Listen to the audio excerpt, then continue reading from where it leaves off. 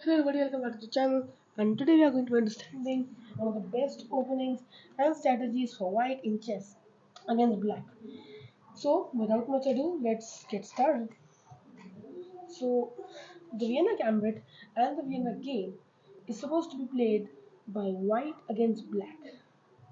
That's the first thing. And when you play the Vienna Gambit, it starts with the move e4. There are many variations, so please watch the entire video to get through. You have to play this as white when, after you play pawn to e4, your opponent responds with pawn to e5, which is quite common. This is quite a common opening. And from here you've heard of this, maybe this, the Ruy Lopez, or something like the Petrovs. Well, what we are looking here is that instead of moving this knight to f3 at all, we'll be moving this knight to c6. This is what we call the Vienna game or the Vienna opening. Here, black has three main choices. One is this, knight to f6. The second one is knight to c3. And the third one is bishop to c5. These are the best. So, let's go with the first one, that is knight to f6. If in this position your opponent has played knight to f6, you will play pawn to f4. This is known as the Vienna Gambit. And from here, actually, even if black tries to defend this pawn, black will always be worse in this gambit ever so slightly or completely unless they play the main line, which I'll teach you in the end. And that's only one move, and even then the game stays in the balance. So the Vienna game is not like the Blackbourn shilling gambit, where it's either complete win or complete loss. Here it's either complete win-win or slight win-win, or if not win at all, then low loss. It will remain an equal game. That's it. So to start things off, let's take a look at what happens if black takes the free pawn. So we have lost a pawn here, but what we have gained out of it, I'll explain to you. We'll play the deadly blow, pawn to e5. Now, believe it or not, this knight actually has no safe squares left. If it goes here, it will get captured by the queen. If it goes here, it will get captured by the knight. If it goes here, it will get captured by the queen. If it goes, here, then also it will get captured by the queen. I mean, in this case, it will get captured with the knight, sorry. Yeah. So in this position, there are only two moves which can save the knight. One of them is moving the knight back to g8, and the other one is moving the queen to f7, which pins the pawn to the king. So taking the knight will no longer be a legal move. We'll consider both of those options and then move on. So the first thing that we look at is what happens if black moves the knight back to g8. Well, in that position, we actually really need to worry about this queen h for check. It could be quite quite a devastating attack here. So stopping that check and simultaneously developing a piece while throwing back black's developed piece, we will play our knight to f3. This move not only develops the knight but also stops this check, because if they're brave enough, they will just lose their queen. That's false bravery. So in this position, 90% of the players below the level of like at least 1800 or 1700 as experience in my case, they will play the move pawn to d6, which is an okay move, but it supports white here. How, I'll tell you. We'll defend this pawn with the move pawn to d4. Now, once we capture, instead of looking to recapture, we'll move this bishop to b5, giving the king a check. Blocking with the pawn is quite obvious, and usually they say you should not put your bishops where they can just be blocked by pawns, enemy pawns. Well, in this case we are, because it's a part of a game. So we'll just slide the bishop back to c4. Now they'll continue to take our pawn, and we're already down 3 pawns. Where are those 3 pawns? I've got 2 right here, and there's a third one also we lost. I don't know where I put it. So we are down 3 pawns, but what are we up in positionality? In this position, if you look, when this pawn moved here, it left this pawn undefended.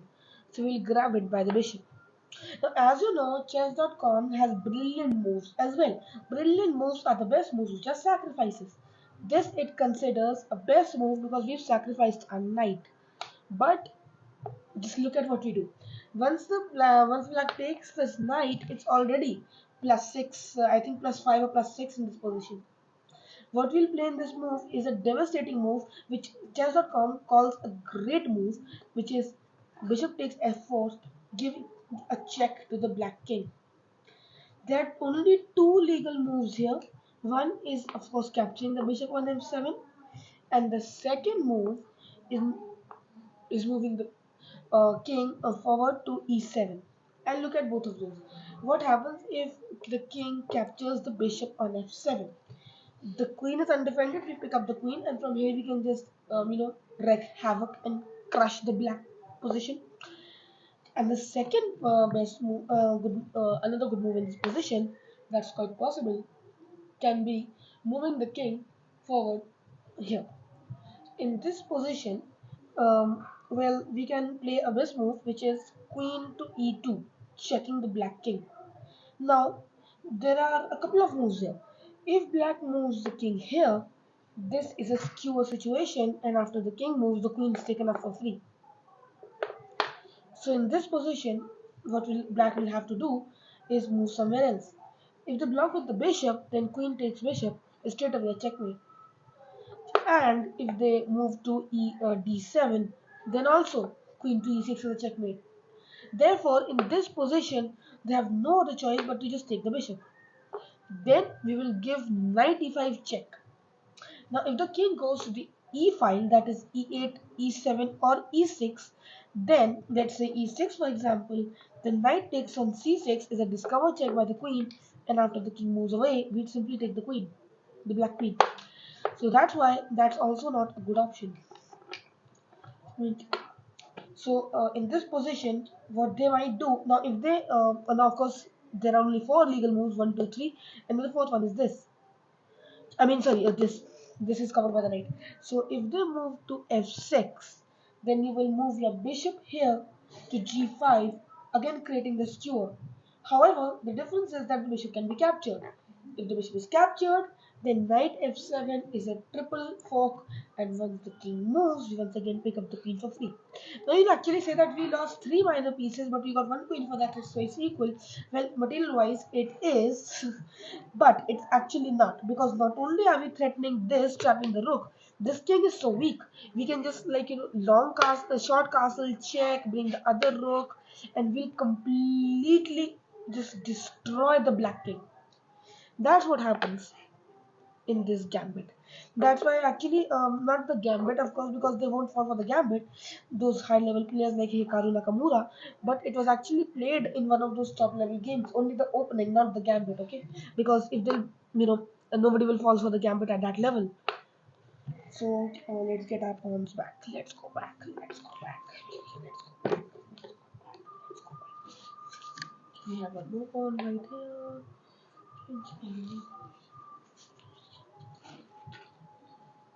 We have the bishop right here. Alright. Now e4, e5, knight c3, knight f6, pawn to f4, pawn takes pawn, pawn to e5. Now instead of moving the knight back to g8, which is the only safe square for the knight, what if they pin us with the queen?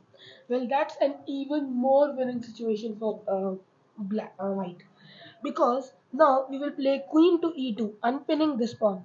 So now let's say they develop like this, we can take the pawn and the knight for free, because it's no longer pinned, it's the pin has been broken by the queen. Again, they'll be forced to go back. Now we'll develop the knight, stopping the check, simultaneously developing a piece, which is also the best move. In this position, if they try to get rid of this pawn with the move pawn to d6, or at this point or any other point in the game, let's take it here for example, you will play the deadly move knight to d5, asking the queen what its intentions are. The queen has only, believe it or not, two safe squares here. I'll tell you those, which is this and this. You might be saying this is safe, but it's not. I'll explain why. If the queen goes here, attacking the knight, knight takes on c7 is a triple fork, and as well as it's a royal fork, looking at the king and the queen simultaneously, and after the king moves, the knight will simply capture the queen. Therefore, the only two safe moves are d7, and d8. If it doesn't really matter whatever they play, we will pick up this pawn on c7, checking the black king and attacking the rook simultaneously. Now, if white were to simply move the king, they would lose the rook. Therefore, in this position, if you're like at 1700, 1800, people do realize that. Although at that level, people won't even fall for this gambit. Mostly, people fall for this gambit at like between 1400 to 1600. That's where you can work out this gambit out. So, in this position, if they play queen takes knight, because below that level, people will not even play the proper opening moves. That's why. So you won't even be able to start the gambit. You won't even get e4 e5. That's why. In this position, what you will do is you will take this pawn on d6 with your pawn on e5, putting a discover check on the black king with your queen. And what's after that? The black queen is gone. Even if they try to block with the queen, you can simply capture with the pawn. That's why it is a completely winning position, even if they try to pin the knight pawn to the king with the help of their queen. Now let's look at one more scenario that might happen. Actually, there are a few more scenarios now. What if after e4, e5, knight c6, knight now we knight f6, pawn to e4. What if they try to defend this pawn with the move d6 or knight c6? Let's look at knight c6 first. If knight c6, we play pawn takes pawn, we have knight takes pawn, then we will play d4, not only grabbing good control of the center, but grabbing it with a tempo, which means we are also attacking the black knight. The black knight will go back here or here. Then we will kick the other knight away the same. When if they try to pin us, we have the exact same idea. If they try to pin us here, we'll do this. Then it will be the exact same scenario as we had with previously. Like for example, this. Then now in this case, we need to pass on a waiting move, and because it's not their move, so we can develop this. And now they'll try f4 once again. We have the same move sequence, just like this. It's actually the same thing. I mean. So that's why that's also not a good option. So once they go back, we'll not only grab good control of the center, the e file for our rook, the f file for our rook will be open because we got rid of that pawn, and as a result, we'll be able to use that e file.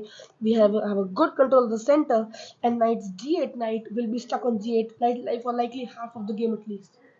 So let's look at another position. Let's go here. Now what is the difference with d6? In that position, knight f3 is actually one of the best moves, and you can just go from here point onwards. What you have to do is keep on developing your pieces, not really care about these pawns, and after that systematically launch an attack. You can open up this f file for the rook, get the other rook over, get the queen, and you will soon be smashing black. But you also need to be careful as white to avoid getting smashed yourself. Alright, now let's look at another position. Now we've discussed what happens if they play knight to f6. What if in this position, instead of playing their knight to g8 at all, they move then this knight to c6? This is actually what happened in the GM level game at I think 2700 or 2800 ELO. So that's why in this position, the best move for white is a bishop to c4. This is because if in this position you try to play the move f4, there are some situations here where after they take this pawn, they'll be able to launch a devastating attack exactly over here. That's why the best move in this, and they can even, I think there's a variation in which they even sacrifice this knight to open up the king, the white king. In fact, so it will be you who will be losing if you play f4 here. So instead of playing the move pawn to f4, you will play your bishop to c4. Here there are only two moves, and only two moves which are played in this position 90% of the times. Um, One of them is bishop to c5, which is also known as the copycat variation. Let's look at that first. If they try to copy us by moving their dark squared bishop to c5, we will play the move queen to g4, hitting this pawn and threatening to trap the rook if the queen were to move. Now, in this position, if they defend with the queen, this pawn, you will move your knight to d5, attacking the queen and asking it, "Hi, how are you?" and simultaneously glowering at the c7 pawn, threatening to fork. You can actually let them capture your f2 pawn with check, because after we move away a king is completely safe. There's no threat to the king anymore. Even if they try to f1 check, they think it's a mate, but actually this bishop on c4, you can just go back and capture the queen for free. That will just be an absolutely free queen. Therefore, they have no good follow-up to this check. Now, what happened in one of the games that I saw, not my game, one of the games that I saw, they played the bishop back to h6 to defend this pawn, and then we later had somewhat this position, and they got checkmated right here. And if you play these moves exactly, believe it or not, you'll get a 100% accuracy score on chess.com. Actually, I had it when I was playing against one of my lower rated opponents. I had this exact position, and I got, believe it or not, 100% accuracy score. If you wish, you can try it out as well. I'll show you the moves real quick once again. So let's just go back. Let's go back. Let's go back. Let's go back. E4, E5, knight C6, C3, knight C6, bishop to C4, bishop to C5, queen to G4, queen to F6, knight D5, queen takes F2 check, king D1, bishop to B4, queen takes F7, G7, king D8. For some reasons I cannot explain. Queen F8 checkmate. If you play this exact move sequence as white, you will get 100% accuracy score. Try it out for yourself. At least I got one, and so most likely you will get it too if the exact same position is reached. So let's go back. Let's go back. So even if they don't do the stupidity I just showed you, well, even then you can be winning in this game because of the reason that I'll just explain it to you why. What we are threatening to do in this position after this, then this, is that we are threatening to pick up both rooks. We are not only threatening the fork here, but we are also threatening to take this rook. That's why this is completely, I mean, it's not completely, but white, I think in this position has a 2-point advantage. So let's go back. Now let's look at the non-copycatic variation, in which, let's say in this position, after e4, e5, knight c3, knight c6, bishop to c4, they play knight to f6, which is actually the most popular move. You will play a deadly move in this position. It's not actually that deadly, but still a good move, which is pawn to d3. What this move does is it solidifies the center and opens up your bishop. Now, they will play bishop to c5, let's say for example, and then you can play the move pawn to f4. If they take, you take it back with the bishop, and if they don't take and defend, then you can increase the pressure in the center. Now, if in this position they try to move their knight to f4, looking for a what do you say, the flight liver type of an attack, they will counter attack in the same way by going to g5. And if they go for it, you will move your queen to h4. And believe it or not, if they take the rook, this is a checkmate. If something like this were to happen, then this is a checkmate. And even if, let's say, what's happening, so yeah, they were trying to do this, then after this check, something like this, a queen can get in this way, this knights will soon be hopping in, and this king will, no matter what he tries to do, in 99.999999% of the cases, get completely just liberated in this position. He'll get slaughtered to his death, a slow, painful death, before he finally leaves the battlefield. Too sad. Now let's look at one more position, interesting position that could occur from here. E4, E5, knight C3, knight C6, bishop to C4, knight to F6, pawn to D3, bishop to C5, um, with, yeah, pawn to F4, pawn to D6. Now in here, instead of going for G4 first, what if they go for this? Not now. If after going here,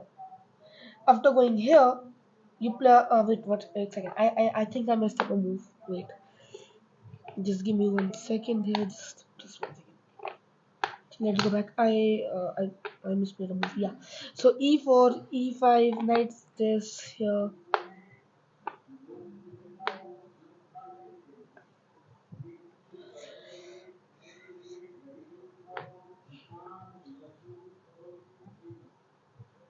Okay. Now in this position, instead of going for knight to g4 immediately, what if they go for the safety first approach and decide? Wait, not just now. If after let's say this move, not now. If they after moving to g4, we move a knight to g5, and they go for the safety approach by castling.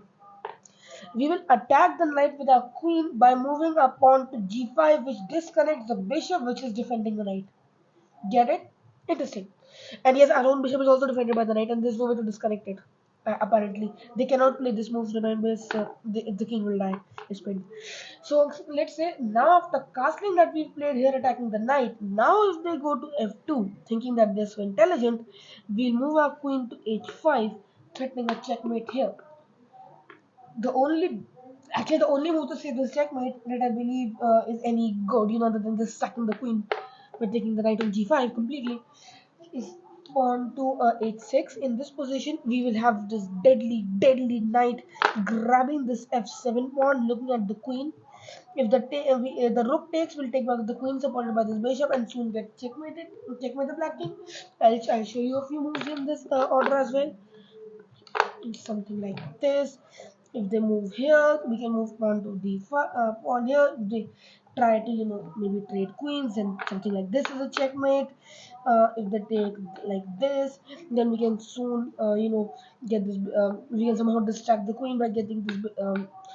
First removing this knight somehow, and then it just be completely destroying. It will depend upon position to position, actually where the king moves and what the order is. So I cannot show you the exact moves, but the ideas from that position which I just showed you onwards will be quite simple. Let's go back. Let's go back. Let's go back. Let's go back. Now we have gone back to the very beginning, which again, and now after something like this, I'm repeating the moves every time, so that sort of just sinks into your brain. Um, Here, then here, then here, then here, castles, this. Now after here, no wait, yeah, after this, after we take this pawn in f7, you'll say if the queen just moves somewhere else. In that position, we have a checkmate in 3 moves here. Can you tell why? First, we will use this knight on f7 to capture the pawn on h6, giving a check.